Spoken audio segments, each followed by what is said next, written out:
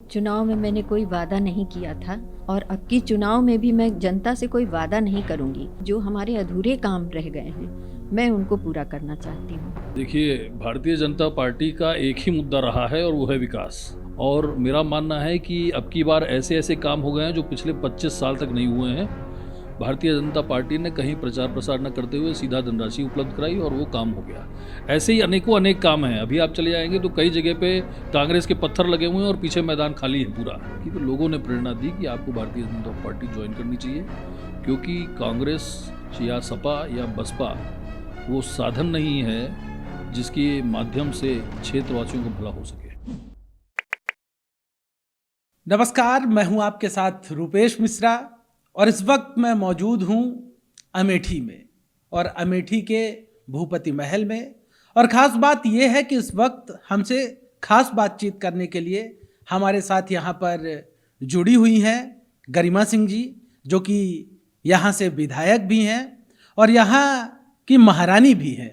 इस वक्त हमसे खास बातचीत करने के लिए जुड़ी हुई हैं। सबसे पहले गरिमा जी, आपका स्वास्थ्य कैसा है? पहले तो सबको नमस्कार। स्वास्थ्य तो ऐसे ठीक ही है, बस ये है कि आँख का ऑपरेशन हो गया है तो इसलिए थोड़ा सा देखना पड़ रहा है। मैडम, चूंकि अब चुनाव बेहद नज़दीक आ गए हैं तो हम चुनाव पे चर्चा करेंगे, लेकिन उससे पहले हम जिक्र कर लेते हैं, क्योंकि जब भी अमेठी राजघराने का जिक्र होता है तो कहीं ना कहीं यहाँ की जो लड़ाई है जो सड़कों तक गई वो भी किसी से अब छिपी नहीं है। और काफ़ी लंबे अरसे तक आप अमेठी से बाहर रहीं, अपने लोगों से दूर रही। तो मैं सिर्फ इतना जानना चाह रहा हूँ कि वो जो अरसा था वो कैसा बीता, कैसा संघर्ष रहा वो? पहली चीज़ तो ये है कि बच्चों की पढ़ाई की वजह से मुझे शहर में रहना ज़रूरी हो गया था, तो इसलिए हम शहर में भी रहते थे। इन लोगों की छुट्टियां जब होती थी, गर्मियों की छुट्टी, जाड़े की छुट्टी जब होती थी तो हम यहाँ आते थे और फिर इनकी जब स्कूल खुल जाते थे तो फिर वापस चले जाते थे। लखनऊ में रहना ज़रूरी था, इसलिए हमको दूर थोड़ा रहना पड़ा। मैम, जो परिवार का जो भी तमाम चीज़ें चल रही हैं, सबके सामने हैं वो सब चीज़ें, तो उसमें क्या लगता है कि अब वो जो पारिवारिक कलह थी उसमें शांति है या फिर स्थितियां वैसी ही जारी हैं? अब शांति कहिए या जो कुछ कहिए, अब उसका तो हमारे हस्बैंड ही देख पाएंगे कि कैसे उनको रहना है, कैसे यहाँ पे देखना है, कैसे इन लोगों को संभालना है, वो तो वही देखेंगे जी। बड़ा सवाल ये है कि आप यहाँ से विधायक हैं और अब हाल ही में चुनाव होने वाले हैं, तो क्या लगता है कि आप क्षेत्र की जनता के साथ किन मुद्दों के साथ जाएंगी, किन मुद्दों के साथ आप जनता से वादे करेंगी और किस आधार पर चुनाव लड़ेंगी इस बार का? देखिए, पहले भी चुनाव में मैंने कोई वादा नहीं किया था, जनता से कोई भी वादा मैंने नहीं किया था और अब की चुनाव में भी मैं जनता से कोई वादा नहीं करूँगी। हाँ, मैं पूरे मन से उनके काम में जुटी रह सकती हूँ और सबसे बात यह है कि जो हमारे अधूरे काम रह गए हैं मैं उनको पूरा करना चाहती हूँ। वो कौन से अधूरे काम हैं जिन्हें आप पूरा करना चाहती हैं? आपको लगता है कि आप क्षेत्र की जनता के लिए करना चाहती थी लेकिन अभी नहीं कर पाई? अब पहले तो यही है कि अराजकता को समाप्त करना है, जनता को पूरा कॉन्फिडेंस देना है, जनता आत्मनिर्भर बन सके, स्वावलंबी बन सके, ये बहुत महत्वपूर्ण है। इसी के साथ ही जो क्षेत्र में जैसे सड़क वगैरह के जो अधूरे काम रह गए हैं वो काम पूरे हो जाएं। तो ये गरिमा सिंह जी थी। चूंकि आपका स्वास्थ्य खराब है इस वजह से ये ज़्यादा बात इन्होंने करने से पहले ही मना कर दिया था, लेकिन हमने रिक्वेस्ट की थी तो बैठी थी।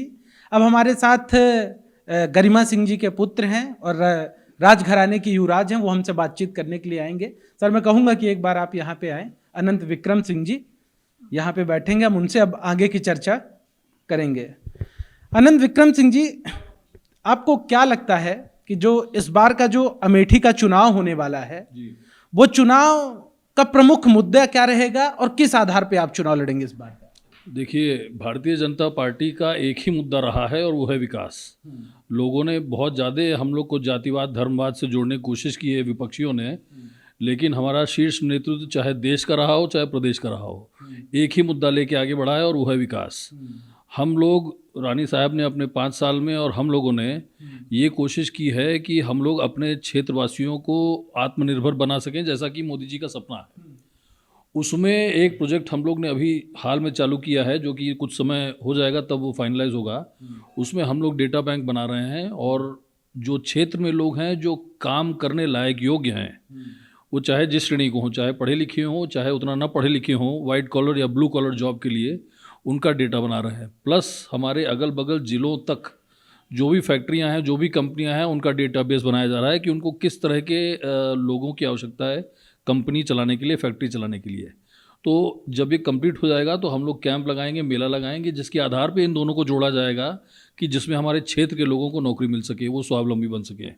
मेरा विशेष रूप से ये सपना रहा है कि नेताओं के ऊपर जनता आत्मनिर्भर न रहे, निर्भर न रहे और स्वयं अपने आप को इस योग्य बनाए कि उन्हें किसी के आगे हाथ फैलाने की जरूरत न पड़े। एक पॉइंट ये रह गया। दूसरा पॉइंट, जैसे कि हमारे यहाँ बड़ी बड़ी सड़कें हैं, कुछ सारी बड़ी सड़कें दीदी स्मृति जी ने और विधायिका जी ने पूरी कर दी हैं। उसमें एक दो बची हैं, जैसे कि अमेठी की ठावर बची है, कुछ एक दो पुल बचे हुए हैं। तो ये सारा हम लोग कंप्लीट करना चाहते हैं नेक्स्ट टेन्योर में। और मेरा मानना है कि अब की बार ऐसे ऐसे काम हो गए हैं जो पिछले 25 साल तक नहीं हुए हैं। उदाहरण के तौर पे जैसे हमारा ओवरब्रिज हो गया अमेठी का, चाहे बाईपास हो गया। गडकरी जी ने और दीदी ने पूरा हम लोग को आश्वासन दिया है कि अमेठी का रिंग रोड बनवाकर वास्तविकता में जो विकास क्षेत्र का होना चाहिए वो अगले 5 वर्षीय में जरूर होगा। अभी मैंने देखा यहाँ पे एक बाईपास बना हुआ था, तो उस बाईपास के पीछे की लोग बता रहे हैं कि इस बाईपास के नाम पर 2-2 चुनाव हो गए। तो उस बाईपास के पीछे की क्या सियासत है और कैसे ये बाईपास का निर्माण हुआ, जरा एक बार बताएं। देखिए, बाईपास जो है हमारे यहाँ, क्योंकि टाउन एरिया में अगर आप गए होंगे अभी, तो सड़कें बहुत नैरो हैं, बहुत सकरी हैं, तो वहाँ पे अक्सर जाम लग जाता है। तो ये दिक्कत पिछले 15 साल से नहीं बल्कि 20-25 साल से है। और ओवरब्रिज की मांग और बाईपास की मांग, जैसा आप कह रहे हैं कि 2 चुनाव नहीं 3 चुनाव बाईपास बनने जा रहा है, पास हो गया है करके 3 चुनाव निकाल लिया विपक्षियों ने। भारतीय जनता पार्टी की सरकार जब हम लोग चुनाव में प्रचार कर रहे थे 2017 में, हम लोग ने कहीं नहीं बोला, कहीं भी ये नहीं बोला था कि हम लोग को चुना जाएगा तो हम लोग बनवा देंगे। लेकिन जब हम लोग चुने गए तो हम लोग ने उसको बनवाया। दीदी ने पूरा सहयोग करके उसको पास करवाया, उसकी धनराशि पास कराई और यहाँ बैठ के हम लोगों ने एक एक आदमी को बुला बुला के मुआवजा दिलाने का काम किया है कि वो जल्दी से जल्दी बाईपास बन जाए। और मेरा मानना है कि अपने चुनाव आते आते आपने देखा होगा लगभग तैयार हो जाएगा बाईपास। इसी के साथ साथ जो ओवरब्रिज की समस्या है, जो कि पिछले 7-8 बार प्रस्तावित हुई, पास हुई, लेकिन उसकी धनराशि नहीं पास की। विपक्षी के पास अभी आप जाएंगे तो कहेंगे कि अरे भाई हमारी सरकार ने इसको पास करा दिया। पास कराना और उसके लिए धनराशि उपलब्ध कराना ये अलग अलग बात होती है। पिछली 3 सरकारों में 2 बार सपा में, 1 बार बसपा में इसको पास कराया गया, उसका कागजात भी है। लेकिन पास करने के साथ साथ आपने अखबार में तो दे दिया, मीडिया में तो दे दिया, लेकिन पैसा उसके लिए 1 रुपया नहीं दिया। भारतीय जनता पार्टी ने कहीं प्रचार प्रसार न करते हुए सीधा धनराशि उपलब्ध कराई और वो काम हो गया। ऐसे ही अनेकों अनेक काम हैं। अभी आप चले जाएंगे तो कई जगह पे कांग्रेस के पत्थर लगे हुए हैं और पीछे मैदान खाली है पूरा। 25 साल से जिन लोगों ने केवल और केवल मीडिया को और जनता को गुमराह करने का काम किया है, उनके सामने आज ये भारतीय जनता पार्टी का जवाब है कि हम लोग कम एडवर्टाइज करके काम ज़्यादा कर रहे हैं। ये जनता स्वयं देख रही है। अनंत सिंह जी, हम चाहते हैं कि थोड़ा फ्लैशबैक में चले। चूंकि ये जो राज परिवार है, इस राज परिवार में कांग्रेस के भी तमाम जो कद्दावर नेता, प्रधानमंत्री दिए, उन सब की भी इस राजमहल से बेहद करीबी रिश्ते रहे और आप अब भारतीय जनता पार्टी में हैं। तो कांग्रेस से लेके बीजेपी तक का जो सफ़र है, ये कैसा रहा आपका? देखिए, भले ही पिताजी कांग्रेस में रहे हों, लेकिन उस वक्त न तो माताजी और न ही हम लोग एक्टिव थे। हम लोग तो खैर छोटे ही थे और राजनीति में कभी भी उतरने की ऐसी विचारधारा भी नहीं थी कि हम लोग राजनीति करेंगे। जहाँ तक मेरा व्यक्तिगत सवाल है, तो मैंने अपनी राजनीतिक करियर की शुरुआत भारतीय जनता पार्टी से ही की। और वो इस कारण नहीं कि मुझे किसी का विरोध करना था, वो इस कारण क्योंकि मोदी जी, अमित शाह जी और हमारे जो टॉप लीडर्स हैं, उनकी जो विचारधारा थी, उनका जो विज़न था, उसको देख के मुझे लगता था कि इन लोगों के पास एक प्लान है और ये लोग क्षेत्र का विकास, हमारे देश का विकास, प्रदेश का विकास कर सकते हैं। इसलिए उस बात से, इनके विजन से, इनकी विचारधारा से प्रभावित होकर हमने भारतीय जनता पार्टी ज्वाइन की।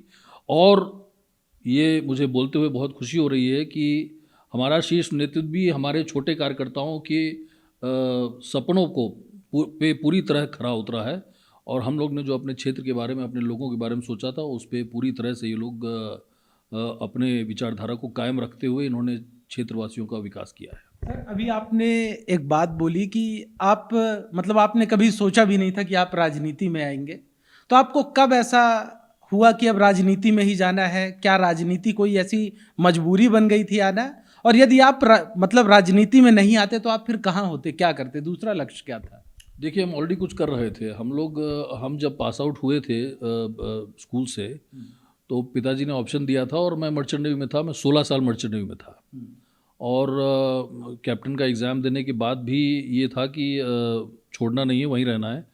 लेकिन जब मैं लखनऊ रहने लगा, हमारे पुत्र बड़े होने लगे, तो क्योंकि स्कूल खुल गया था, उनका स्कूल जाने लगे थे, तो उनको छोड़ के जाना पड़ता, जो थोड़ा कष्टदायी था। तो कुछ समय के लिए मैं लखनऊ रहा, जो कि अमेठी वासियों को जब पता चला तो इन लोगों ने निमंत्रण देना शुरू किया। जब निमंत्रण देना शुरू किया तो मैं अमेठी आना शुरू किया। जब अमेठी आना शुरू किया तब मैंने देखा कि यहाँ बहुत लोग नाराज़ हैं, और परिवार के, बल्कि मैं उनको परिवार इसलिए बोल रहा हूँ क्योंकि सब लोग बोलते हैं, लेकिन मेरा मानना है कि वो परिवार नहीं है। जो उस समय विधायक थी यहाँ पे, उनके कार्यशैली से लोग बहुत ज़्यादा नाराज़ थे, बहुत ज़्यादा दुखी थे। और जब ये सारी बातें मैंने माताजी को बताया तो माताजी ने कहा कि मुझे बोला कि अब मुझे जाना चाहिए क्षेत्र में और लोगों से वार्ता करनी चाहिए। उसी श्रृंखला में मैं क्षेत्र में आया और लोगों से बातचीत की, तो लोगों ने प्रेरणा दी कि आपको भारतीय जनता पार्टी ज्वाइन करनी चाहिए, क्योंकि कांग्रेस या सपा या बसपा वो साधन नहीं है जिसके माध्यम से क्षेत्रवासियों को भला हो सके। सर, एक बड़ा सवाल ये है कि राजघराने की जो लड़ाई है, पारिवारिक लड़ाई है, वो तमाम मीडिया में चल रही है, सड़कों में सुनाई दे रही है। तो ये जो लड़ाई है, इसका क्या लगता है कि अंत कैसे होगा, या फिर लड़ाई का क्या कुछ समाधान अभी तक निकल पाया? नहीं, देखिए, कुछ चीज़ें ऐसी होती हैं जो लोगों को, लड़ाइयाँ क्या, लड़ाई तो मैं नहीं कहूँगा, ठीक है उस समय एक हादसा हुआ था, लेकिन कुछ ऐसे लम्हे जीवन में हो जाते हैं जिसकी वजह से अपने आप दूरियां बन जाती हैं। और भले ही वो आज हमारी पार्टी में आ गए हों, लेकिन उनके साथ दूरी हमारी इसलिए बनी क्योंकि वो चाहती थी कि ये दूरी बनी रहे। और अगर आप उठा के देखें तो मेरा और मेरे पिताजी का कोई मुद्दा नहीं है दूरी का, लेकिन क्योंकि हमारी दूरी किसी को लाभ दे रही है, इसलिए वो दूरी बना के रखी है, यही कारण है। आपका क्या कहना है कि आपकी क्या पिताजी से बातचीत होती है बराबर? आपके पिताजी के बीच में कोई दूरी नहीं है, बातचीत को लेकर कोई कम्युनिकेशन गैप नहीं है क्या? नहीं, हमारी बातचीत तो देखिए अभी इस बीच तो नहीं हो रही है, और वो कारण भी मैंने अभी बताया आपसे कि मेरे और मेरे पिताजी की दूरी का कोई कारण नहीं है, कोई मुद्दा नहीं है। ना तो हमने संपत्ति मांगी, ना उन्होंने हमें मारा पीटा, ना कुछ ऐसी कोई बात नहीं है। लेकिन क्योंकि हमारी दूरी से किसी को लाभ हो रहा है, इसलिए उस दूरी को उन्होंने मेंटेन किया हुआ है। लेकिन अब वो भी इसी भारतीय जनता पार्टी में आ गई हैं, इसी अमेठी में है, तो फिर आपको क्या लगता है कि बात कैसे बनेगी, या फिर ये राजनीतिक वर्चस्व की जंग अब अलग रूप लेने वाली है? आपको क्या संकेत नजर आ रहे हैं? नहीं, संकेत यही नज़र आ रहे हैं कि क्योंकि वो भारतीय जनता पार्टी में हैं, तो इस बार जो है वो पूरा सपोर्ट करेंगे हम लोग को, मेरा ऐसा मानना है। क्योंकि पिताजी इतने समय से राजनीति कर रहे हैं जितनी मेरी उम्र नहीं है, तो मेरा पूरा मानना है कि अपने राजनीतिक वर्चस्व और अपने राजनीतिक पहचान को आगे बढ़ाने के लिए वो ज़रूर सपोर्ट करें, ऐसा मेरा मानना है। अच्छा, कहा जा रहा है कि चूंकि माताजी के अब स्वास्थ्य कारणों के कारण अब या तो आप सक्रिय पॉलिटिक्स में आएंगे या तो आपकी धर्मपत्नी, तो क्या इसको लेकर क्या आपने पूर्ण रूप से कमर कस ली है? नहीं, पूरी तरह से, और अपने माननीय शीर्ष नेतृत्व को भी मैंने अवगत करा दिया है कि माताजी तो ही हैं, लेकिन यदि संगठन ये हमारा शीर्ष नेतृत्व चाहे तो हम भी एक सिपाही हैं, और हमारी धर्मपत्नी भी महिला में एक सिपाही हैं, महिला रूप में। और पार्टी यदि उचित समझे तो हमें दे, या तो हमारी धर्मपत्नी को दे, जिस रूप जिसको भी देगा वो हम लोग पार्टी को, संगठन को यहाँ मजबूती ही देंगे। मेरा अंतिम प्रश्न आपसे है कि चूंकि चुनाव अब बेहद नज़दीक हैं, तो जाहिर तौर पर आप जब चुनावी समर में उतरेंगे तो एक विजन के साथ उतरेंगे, तो आपका विजन क्या होगा? जनता से आपके क्या वादे होंगे, और आने वाले 5 सालों में आप जनता के लिए क्या करना चाहेंगे? देखिए, मैंने अभी जैसे कि कहा कि सबसे मूल जो मैं देखता हूँ अमेठी में, क्योंकि ये नया ज़िला बना और नया ज़िला जब बसपा सरकार में बना था 2010 में, तो ज़ीरो प्लानिंग, ज़ीरो विज़न और ज़ीरो फ्यूचर को देखते हुए बना है। और उसमें ऐसी कई कमियां रह गई हैं जो कि भारतीय जनता पार्टी अब 10 साल बाद पूरा कर रही है। जब से यहाँ पे 2019 में स्मृति जी जीती हैं, तब से पहली बार हमारा मुख्यालय बन रहा है, तब से पहली बार डीएम आवास बन रहा है, तब से पहली बार हमारा कचहरी बनने जा रहा है, तब से पहली बार एसपी आवास बनने जा रहा है, कार्यालय बनने। ऐसी कई सारी चीज़ें यहाँ पे हैं जो कि हर ज़िले में होनी चाहिए और वो नहीं थी। इसलिए हम लोग का विज़न यही है कि अपने विधानसभा क्षेत्र में, जो कि हमारा तहसील भी लगता है अमेठी, इसमें जो जो ऐसे काम हैं जो कि एडमिनिस्ट्रेशन में कमी लाते हैं, उन सबको पूरा करना है। पहली बात तो हमारे अमेठी ब्लॉक ही बहुत छोटा परिसर है, वहाँ एक भी मीटिंग नहीं हो सकती है। 20 लोग बैठ जाए तो हम लोग प्रस्ताव करेंगे कि नया ब्लॉक बने। प्रस्ताव अभी अभी रिसेंटली किया है, इसलिए हो सकता है कोरोना काल की वजह से भी ना पूरा हुआ हो।